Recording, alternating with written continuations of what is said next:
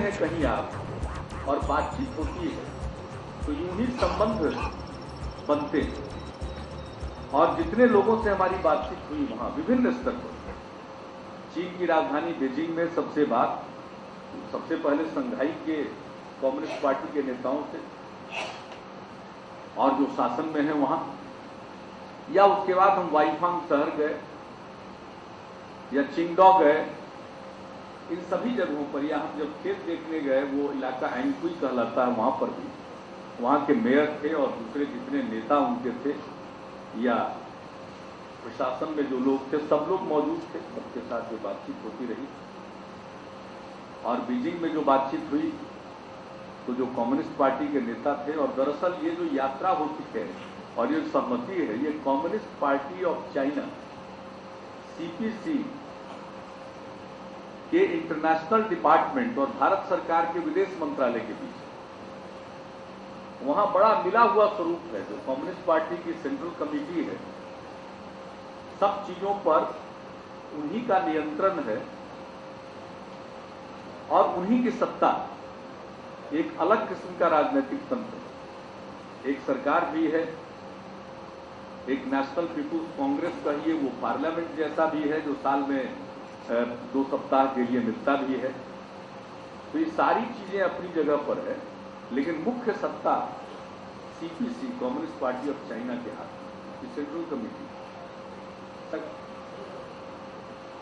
जो उन्होंने अपने इंफ्रास्ट्रक्चर का विकास किया है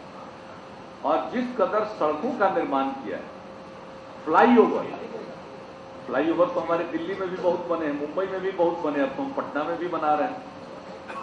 बाहर के लोग आते हैं, पटना के लोग बाहर जो रहते हैं कई साल के बाद आते हैं तो उनको पटना कुछ बदला हुआ नजर आता है, उसकी चर्चा भी करते हैं, गलत बात है। लेकिन जो हमने देखा, सब 7 लेयर्स हैं फ्लाईओवर के, सड़कों, और देखने के बाद यकीन होता है कितना सब कुछ स्मूथ है, चाहे आवागमन हो या सड़कों का सरफेस हो, इतना स्मूथ। जो ज्वाइंट होते हैं पुलों पर, तो आपको अच्छे से अच्छे दिल्ली के आप फ्लाईओवर पर गुजरते हैं और जहां ज्वाइंट है तो थोड़ा आपको फील हो जाता है कि आपकी गाड़ी में जो थोड़ी सी आवाज होती है तो आपको पता चल जाता है कि उसके ज्वाइंट पर भी। लेकिन वहां न जाने कितने ज्वाइंट्स थे, और हम लोग सोचते थे कि कभी ज्वाइंट का हल्का सा एहसास हो,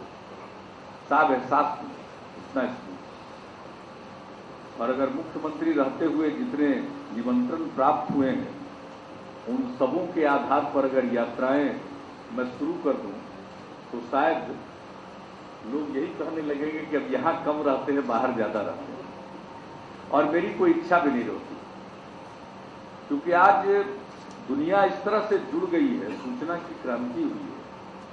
और उसमें कहीं के बारे में जानकारी आप घर बैठे प्राप्त कर सकते हैं। लेकिन खुद जाना और उसका अनुभव प्राप्त करना एक अलग बात होती है।